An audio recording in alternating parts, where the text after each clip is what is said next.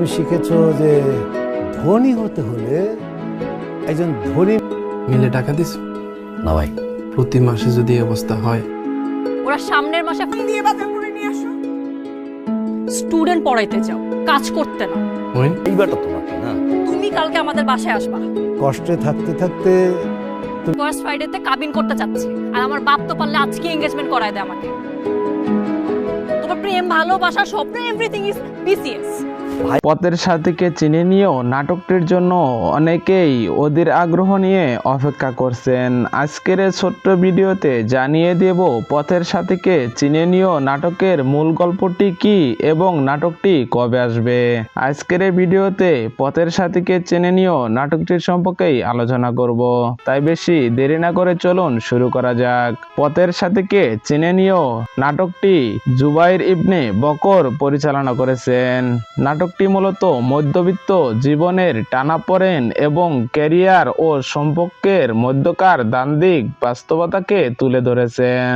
নাটকের শুরুতে স্যান্ডেল ছিঁড়ে যাওয়া বা কম বাজেটে বাজার করার মতো দৃশ্যগুলো প্রমাণ করে তাদের পরিবারে আর্থিকভাবে খুব একটা সচ্ছল নয়। এই আর্থিক সংকট তাদের সম্পর্কের ওপর বড় প্রভাব ফেলেছে। অর্চিতা স্পর্শিয়ার পরিবার তাকে দ্রুত বিয়ে দেওয়ার জন্য মরিয়া, আর অন্যদিকে মুশফিকার ফারহান বিসিএস প্রস্তুতির মতো দীর্ঘমেয়াদী ক্যারিয়ার গড়ার লড়াইয়ে ব্যস্ত, যা তাদের ব্যক্তিগত সম্পর্কের মধ্যে দূরত্ব তৈরি করেছে।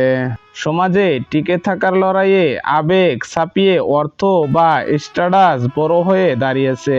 নাটকটি কেবল প্রেমের গল্প নয়, বরং বর্তমান সময়ের তরুণ প্রজন্মের ক্যারিয়ার নিয়ে অনিশ্চয়তা এবং বিয়ের চাপে পিষ্ট হওয়ার একটি চমৎকার প্রতিফলন হতে পারে। নাটকটি খুব শীঘ্রই বাংলাভিশন ড্রামা ইউটিউব চ্যানেলে আপলোড করা হবে। সো বন্ধুরা, কারা কারা পথের সাথীকে চিনিয়ে নিয়েও নাটকটির জন্য অপেক্ষায় আছে কমেন্ট বক্সে জানিয়ে যাবেন। দেখা হবে আরো কোনো সুন্দর ভিডিওতে। সে পর্যন্ত সবাই ভালো থাকুন, সুস্থ থাকুন। আল্লাহ হাফেজ।